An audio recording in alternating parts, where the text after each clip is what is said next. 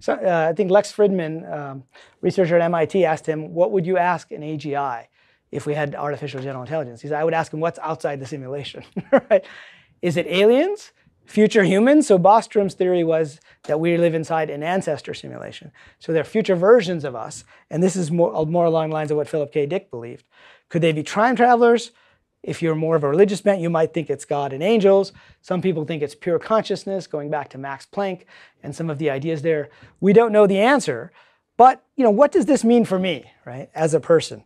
You might say, doesn't mean anything to me. Well, if you're inside, Grand Theft Auto, maybe your goal is to steal automobiles. So my question for you is, if you were a character in a video game, what attributes, strength, intelligence, dexterity, all those old Dungeons and Dragons attributes, have you brought into the game? What type of character are you, and what is your quest? Right? What are the challenges and things that you want to achieve in this life? So adopting the idea of a video game is a pretty powerful metaphor.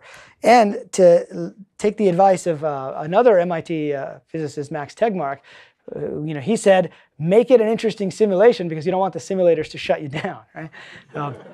I like to use the analogy. I like to use the analogy of Indiana Jones films, where if at the beginning he was just given the treasure map and it just said, here's the treasure, go get it, that wouldn't make for a very interesting movie. It wouldn't make for a very interesting video game either, right? You have to have a clue, and you follow the clue to the next clue, and you have to have challenges. In fact, in the sequels to The Matrix, if you remember, they said that the first version of The Matrix was an ideal world. But humans wouldn't accept that as a real world because there was no strife, there was no boredom, there weren't any challenges, right? And people always ask me, well, if I was going to make a video game, I would make myself a trillionaire and I would do this and that. Well, that may not be the nature of the game, and that may not be the types of quests or achievements that you're here to achieve.